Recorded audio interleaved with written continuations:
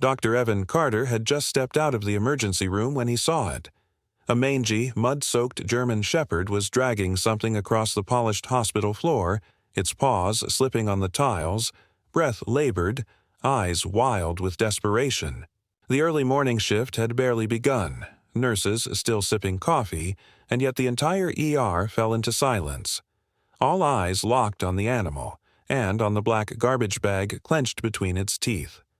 At first, no one moved. It wasn't uncommon for strays to show up near the city hospital looking for scraps or shelter. But this was different. The dog wasn't looking around for food. It wasn't limping in search of warmth. It was heading straight toward the nurse's station, purposeful, determined, its body trembling with every step. The bag it carried dragged heavily behind it, wet from the rain, tied sloppily at the top. Something was inside, and it was moving. Nurse. Danielle was the first to react. "Someone help it. He's trying to show us something," she shouted, already moving forward. Evan rushed beside her, crouching low as the dog collapsed at their feet, panting hard, chest heaving. The bag was now at the center of the ER. A soft sound emerged from within it, something between a cough and a cry. Danielle's hands shook as she untied the knot. The moment the knot came loose, a cold silence fell again. Inside the bag, wrapped in a dirty towel, was a newborn baby, lips blue, fingers curled into tight fists, eyes barely fluttering, but breathing. "Oh my God!" Danielle gasped, scooping the infant into her arms. The child was cold, far too cold, but alive. Evan didn't waste a second. "Code Blue, NICU, now!" he barked, sprinting with the baby down the hall. Nurses scattered, rushing to prepare warmers and oxygen.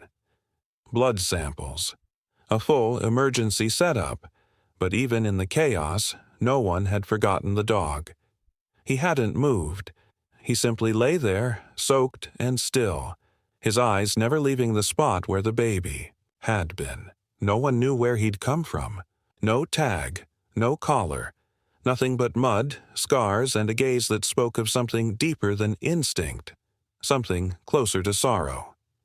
As doctors fought to save the baby, other staff carefully led the exhausted dog to a dry blanket in the corner. He didn't resist. He didn't growl. He just watched. As the morning light crept through the windows, more details emerged. The baby, a girl, had been left outside somewhere, probably in a dumpster or roadside bin, judging by the condition of the bag. Exposure to the cold should have ended her life within the hour. But it hadn't, because somehow this stray, this unwanted, overlooked creature had found her and brought her here. As Evan stitched up a tiny tear on the baby's arm, he couldn't shake the question forming in his mind. Why this hospital? How did he know to bring her here? It wasn't the closest one, not even the second closest. Had someone carried the baby to a field and abandoned her there? Had the dog been watching, waiting, or was this something else entirely? Some bond that couldn't be explained? In a quiet moment between procedures, Evan walked back to where the dog now rested. His fur was cleaner now. Someone had dried him off. His eyes followed Evan carefully, but there was no fear. Just silence, and something that looked an awful lot like grief. Evan knelt beside him. "You saved her," he whispered. "You carried her through a storm. You didn't run. You didn't eat. You found us." The dog closed his eyes, and for a long moment, no one in the hospital said a word, because deep down, they all knew. They weren't just dealing with a rescue. They were standing in the middle of a miracle, and the truth behind it had only just begun to unfold. No one left the ER that morning unchanged. News of the stray dog and the baby spread through the hospital, corridors faster than any code call. Some staff stood silently near the break room, staring at their coffee cups, shaken. Others couldn't stop glancing at the dog curled up under a blanket beside the vending machine, as if trying to make sense of what had just happened. The air buzzed with disbelief, but none louder than the question on everyone's lips. How had he known? Danielle sat in the NICU, staring at the infant now resting under warm lights, hooked up to tiny tubes. They'd named her Hope because that's what she was. Her vitals had stabilized, though barely. Her body was still fragile, her skin thin and cold, but she was alive, and only because of him. Back in the hallway, the dog hadn't moved. A vet tech named Caleb had come in to examine him, noting the deep scars around his neck, the way his paws were raw, the signs of severe malnutrition. "This dog's been through hell," he said, quietly to Evan, who stood nearby. "At least a year on the streets, maybe longer." Caleb leaned in, running his hand gently down the dog's side. "But he let me touch him. That's rare, especially for one in this bad of a shape." Evan didn't say anything.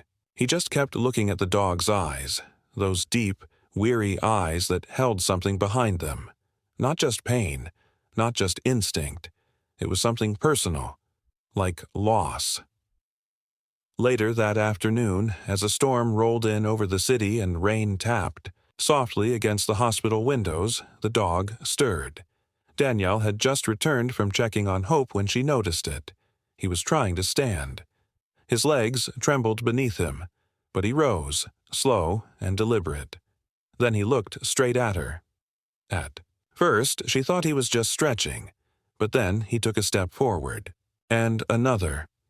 He walked toward the automatic doors, stopped, turned back, looked at her again. Danielle's heart skipped. "He's trying to lead us," she whispered. Evan appeared beside her, still in scrubs, frowning. "You think he wants to take us somewhere?" The dog let out a low, muffled sound, not a bark, not a whimper, just a sound of insistence. "We follow," Danielle said, grabbing her coat. "Now." They moved quickly. Evan grabbed a flashlight, Caleb joined them, and a hospital security officer named Raj volunteered to drive. The dog was already pacing. By the front entrance, glancing over his shoulder repeatedly as if afraid they'd take too long. The moment the doors slid open, he darted into the parking lot, rain misting across his matted fur. He didn't run like a wild dog. He trotted, looking back often, making sure they were still following. They didn't speak much in the car. The GPS map showed they were heading toward the city's outskirts, a rough industrial zone half abandoned. Since the floods years ago, warehouses, empty lots, scrubland, and rusted fences. The dog led them on foot, disappearing into narrow lanes, slipping under broken gates, always waiting until they caught up. 30 minutes later, he stopped in front of a collapsed shack behind an old mill. The place looked dead. No electricity, no signs of life, just debris, broken windows, and the thick smell of mildew. And then they heard it, a faint cry. Danielle froze. The sound came again, high-pitched, muffled, human. They sprinted toward the shack, kicking open a warped door barely hanging on its hinges. The inside was dark, damp, and cold. The flashlight beam swept across rotting furniture and shattered glass. And then it landed on her. A woman, curled up in a corner, eyes wide and terrified, shielding something with her body. She looked no older than 20, soaked to the skin, trembling violently. In her arms, a toddler, maybe 2 years old, clutching her tightly, face pale, lips bluish. Danielle rushed forward. "It's okay. We're here to help." The woman didn't speak. She just looked past them, eyes locking on the dog standing at the doorway, panting. She whispered, barely audible, "He came back." Evan knelt beside her, checking the child's pulse. "They're both hypothermic," he muttered. "We need to move." As they lifted the woman and child, she kept looking at the dog. "I thought he was gone," she said weakly. "He left yesterday and never came back. I thought maybe, but then he found someone." Danielle gently wrapped the child in her coat. "He didn't just find someone," she said softly. "He brought us your baby. You have no idea what this dog did." Outside, the wind picked up as they loaded the woman and her child into the vehicle. The dog sat at the edge of the property, motionless, soaked again, but not shivering. Just watching. Waiting. Danielle knelt in front of him. "You knew," she whispered. "You knew where she was. You knew what she needed." The dog blinked, slowly, and just before she stood up, he leaned in and rested his head against her knee. Just once. Back at the hospital, nurses scrambled as they wheeled the mother and child inside. They weren't out of danger, but they had a chance now. A chance that only existed because of a nameless stray.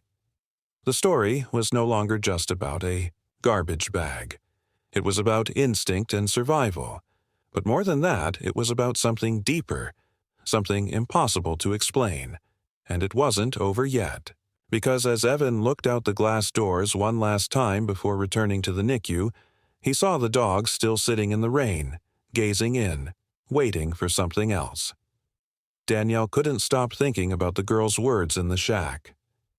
"He came back." The phrase echoed in her mind as they moved through the ER, stabilizing both the young mother and the toddler she had shielded from the cold. They'd been living in that collapsed shelter for at least 3 days with no food, no heat, and barely any dry ground. But somehow that dog had kept them alive. He had brought the baby to safety first, and then returned for the mother. The boy, now sleeping soundly in a heated NICU pod, was gaining strength with every passing hour. But the mother, pale and barely responsive, had slipped into unconsciousness shortly after arriving. Evan stood over her with a clipboard, reviewing her vitals. Severe dehydration, low blood pressure, and signs of pneumonia. Her name, they'd finally learned, was Skylar. Outside, the storm had passed, leaving the hospital wrapped in a soft fog that clung to the parking lot. But the dog hadn't moved. He was still sitting beneath the flickering light near the emergency bay, his silhouette barely visible in the mist. His body looked even smaller now, drenched, hunched, still, as if every ounce of energy he had left had been spent leading them back to that broken home. "He hasn't eaten," Caleb said quietly, setting a metal dish with food near the door. "Or slept. Just sits there, watching." Danielle walked past him with a blanket in her arms, her expression unreadable. She stepped outside and knelt beside the dog. "Hey," she whispered, gently draping the fabric over his back. "You did everything. It's okay now." He didn't flinch. His eyes remained fixed on the automatic doors, on the space where Skylar and the boy had disappeared into warmth. It wasn't just concern. It was connection. Back inside, the monitors in Skylar's room began to beep more steadily. Her fever had started to drop. Her fingers twitched slightly as the IV dripped life back into her veins. When her eyelids finally fluttered open that evening, Danielle was there. The woman looked confused, groggy, her lips cracked and dry. "Where?" she whispered. "You're in the hospital," Danielle said softly. "You're safe, and so is your boy. Thanks to him." She pointed toward the glass panel in the hallway. The dog was no longer sitting there. He was standing.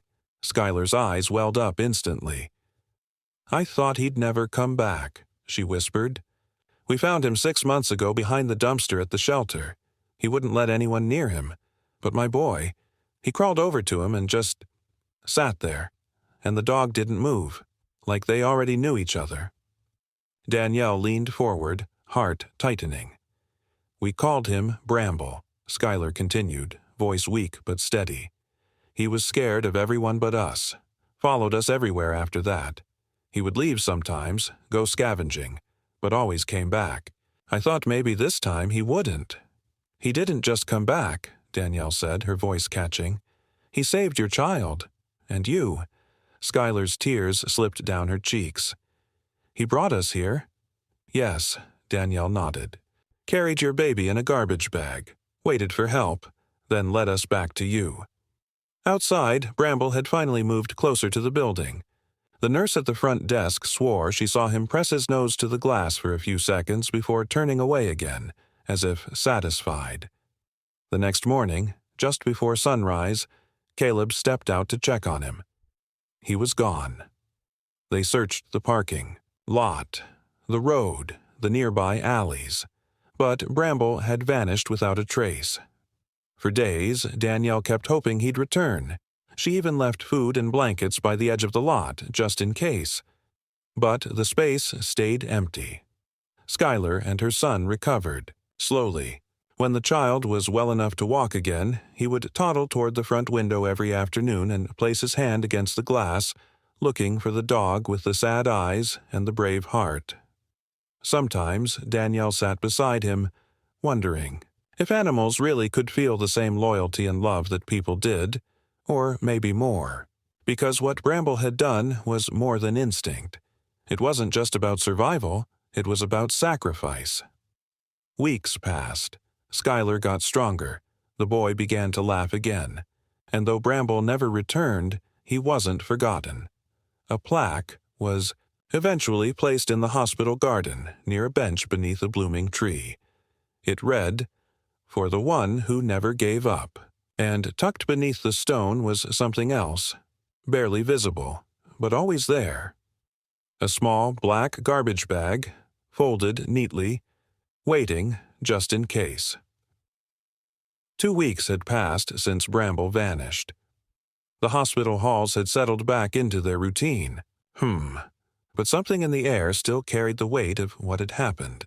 Patients and staff alike still whispered about the dog who saved a life, how he had appeared out of the storm with a child wrapped in a garbage bag, then guided them back to a dying woman buried in debris. It didn't feel like just a rescue. It felt like something more, an act of devotion no one could fully explain. Skylar had been transferred from the emergency ward to a recovery room with large windows that overlooked the hospital garden. She spent hours sitting in the sunlight, watching the trees sway gently, her son napping beside her, a blanket tucked around his small frame. And every afternoon, without fail, she turned her gaze toward the front of the hospital, hoping that maybe, just maybe, she'd see a familiar shape sitting by the edge of the lot, but the space remained quiet. Still, Danielle checked in regularly, bringing hot soup and simple conversation. But even she couldn't hide the ache in her chest. "He left because he thought his job was done," she said gently one day. "He didn't stay for the praise. He stayed long enough to make sure you both would live. Then he disappeared." Skylar nodded, brushing her hand over her son's hair.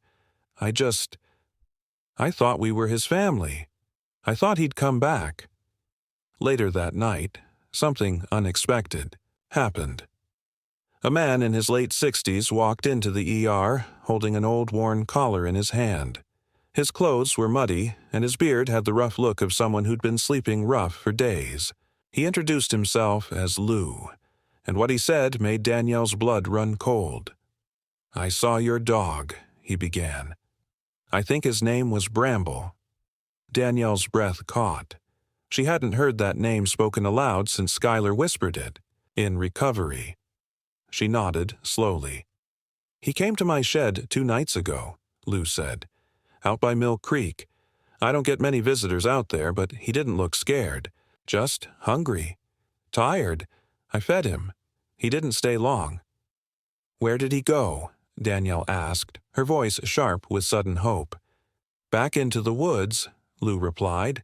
"But before he left, he nudged this old collar off the shelf and dropped it at my feet.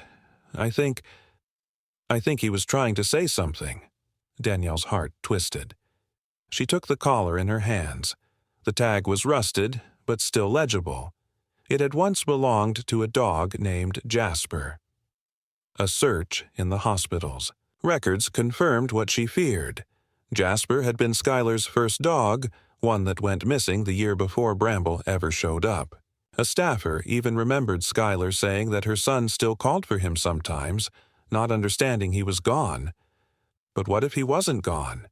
What if Bramble wasn't a stray at all, but Jasper changed by months of surviving alone.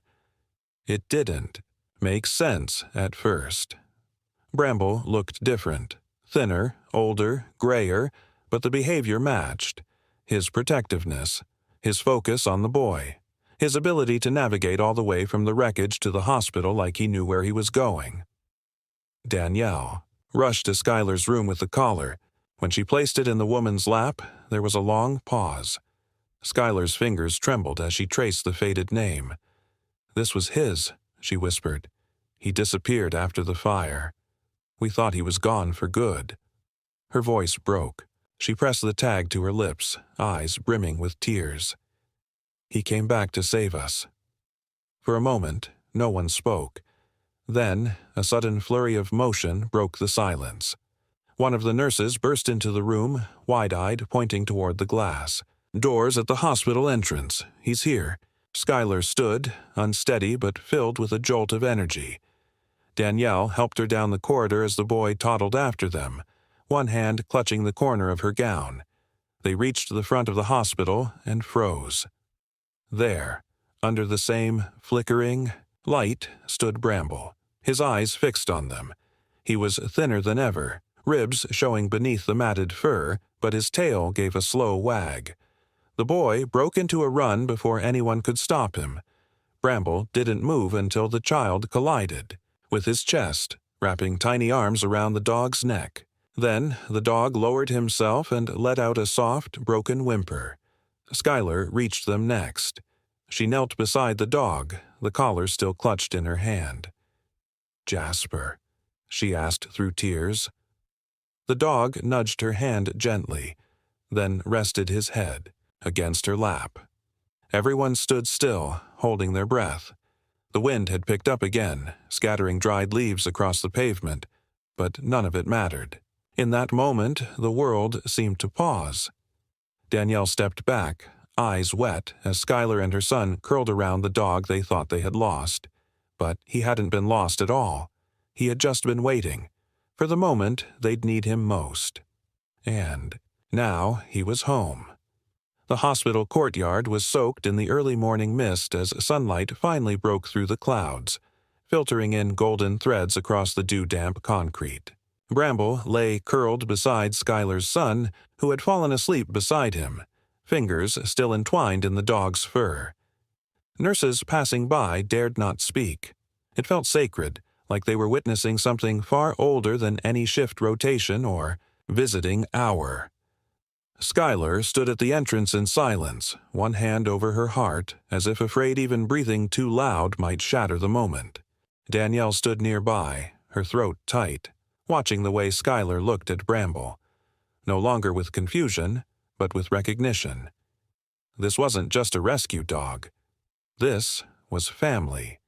It was Jasper. And somehow, despite the time and trauma, he had found his way back when they needed him the most.